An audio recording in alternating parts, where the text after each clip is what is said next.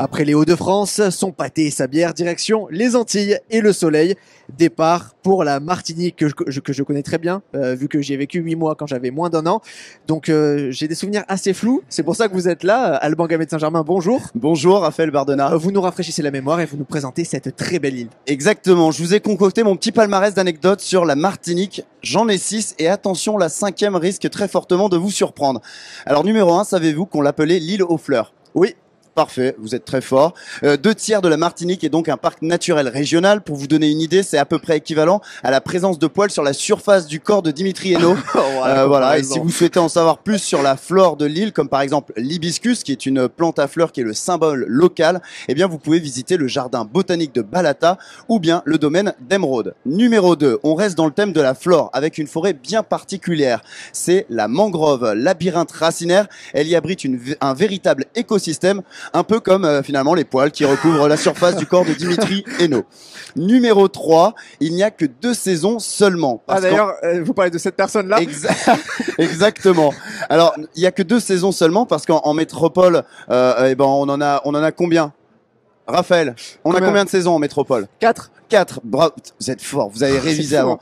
De décembre à mai environ, c'est donc la période de carême ou la saison sèche, idéale pour profiter du soleil. Et de juin à novembre, c'est l'hivernage ou la saison humide. Bon, en vrai, moi, je m'en fiche un peu quand on sait qu'il fait en moyenne 27 degrés toute l'année. Ça va. Vous êtes bien gentil avec vos 3 degrés là. Moi, je me tire. Numéro 4, une exploitation sur 5 est dédiée à un fruit, Raphaël. Indice, si vous ne trouvez pas, vous êtes une banane. La banane. Voilà, fruit allongé, un peu incurvé, vert ou jaune, groupé en grappes, dites régime sur le bananier et qui contient sous une peau épaisse, aisée à détacher, une pulpe amylacée, nutritive et savoureuse de consistance fondante. Ça, c'est la description du Larousse. Voilà, de la banane. Donc, banane flambée, gâteau à la banane, gratin de banane, beignet de banane, en jus, en cocktail. Bref, si vous aimez la banane, vous aurez la banane en Martinique. Oh là là. Elle est pour moi, celle-ci, Raphaël. Je vous la facture pas. Numéro 5, il ne reste plus qu'une seule et unique sucrerie et celle qui a résisté à toutes les crises, c'est la sucrerie du Galion à la Trinité au nord de l'île et on les embrasse d'ailleurs, hein, ils nous regardent sans doute. Surtout que je viens, Raphaël, avec des nouvelles fraîches. La campagne sucrière 2023 est officiellement lancée et les premières cannes coupées semblent particulièrement riches. Génial. C'est à votre avis pourquoi c'est intéressant?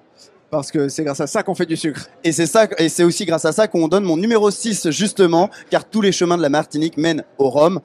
Bon, pour certains, en fonction de l'état, c'est plus compliqué, même si on ne le dira jamais assez, le rhum agricole martiniquais, c'est oui, parce que c'est bon déjà, mais c'est quand même avec modération.